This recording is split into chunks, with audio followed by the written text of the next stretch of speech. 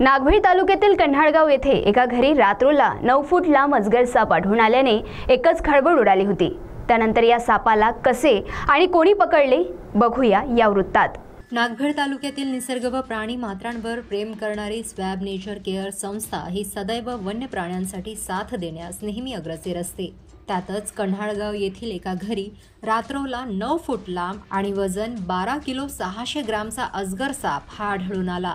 त्याला स्वॅब संस्थेचे अध्यक्ष यश कायरकर, जीवेश सयाम, नितीन भेंडाळे, मनोज दहीकर, महेश बोरकर, क्षेत्र सहाय्यक अरविंद माने यांनी पकडले आणि या अजगराला पकडून संस्थेच्या सदस्यांनी जंगलामध्ये निसर्गाच्या स्वाधीन केले। आपले यशवंत भाऊ यांनी मोठा एक अजगर पकडला, तर तो माझ्या पाण्यामध्ये त्याचा जर वेट जर आपण बघितला तर 12 किलो 600 ग्रॅम त्याचा वेट होता आणि इथं आपण 16च्या वेळेस त्याला मेजरमेंट केले असता त्याची लांबी एकूण 9 ते 9.5 फूट एवढी जशी होती।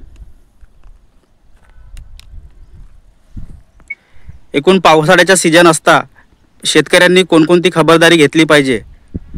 पावसाळ्याच्या सीजनमध्ये शेतकऱ्यांना खूपसा कामाला जावं लागते, वारंवार घराच्या बाहेर जावं लागते आणि पावसाळ्यामध्ये घराच्या आजूबाजूला मोठ्या प्रमाणात कचरा वाढलेला असतो आणि पावसामध्ये बिडामध्ये पाणी गेल्यामुळे सापसुद्धा आपल्या घरामध्ये येतात। आपण बेसावधपणे शेतावर जाऊ नये किंवा घराच्या आजूबाजूच्या परिसरामध्ये वावरताना सावधानता बाळगायला हवी। खाली पाय चालायला पाहिजे, शेतावर जाताना काड्या घेऊन जायला पाहिजे आणि घराच्या आजूबाजूचा कचरा नेहमी स्वच्छ ठेवायला पाहिजे आणि घरामध्ये पावसाळ्याच्या दिवसामध्ये तरी कमीत कमी खाली झोपू नये, कारण निशाचर असलेला मण्यारसारखा जो भारतातला सर्वात विषारी साप आहे तो घरामध्ये येतो रात्रो आणि त्याचे सर्पदंश होऊन मेल्याच्या शंका हा मोठ्या प्रमाणामध्ये आपल्या देशामध्ये घडतात। त्याच्यामुळे घरी मण्यार आणि नागामुळे धोका असतो, तर शेतामध्ये घोणससारख्या सापामुळे धोका असतो। त्याच्यामुळे या दिवसामध्ये विशेष खबरदारी घ्यायला पाहिजे।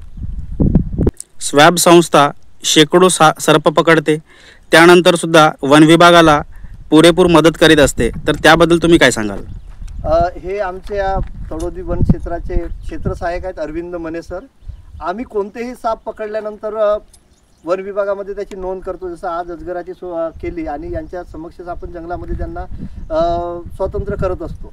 सोबतच आम्ही आमच्या परिसरामध्ये मानव वन्यजीव संघर्ष एकदम कमी व्हायला पाहिजे, तो होऊ नये म्हणून आम्ही सतत वन विभागाने जेव्हा जेव्हा आम्हाला हाक दिली तेव्हा जाऊन आम्ही वाघ, बिबट, अस्वल, गावामध्ये आलेले अस्वल असो, बिबट असो किंवा सापाने जखमी झालेल्या सोबतच आपला डुकराने किंवा वाघाने जखमी झालेल्या लोकांना मदत करतो। वन विभागाला सुद्धा सहकार्य करतो आणि वाघ आणि बिबट्याच्या रेस्क्यूमध्ये पण आम्ही वन विभागाला खूपदा सहकार्य केलेलं आहे।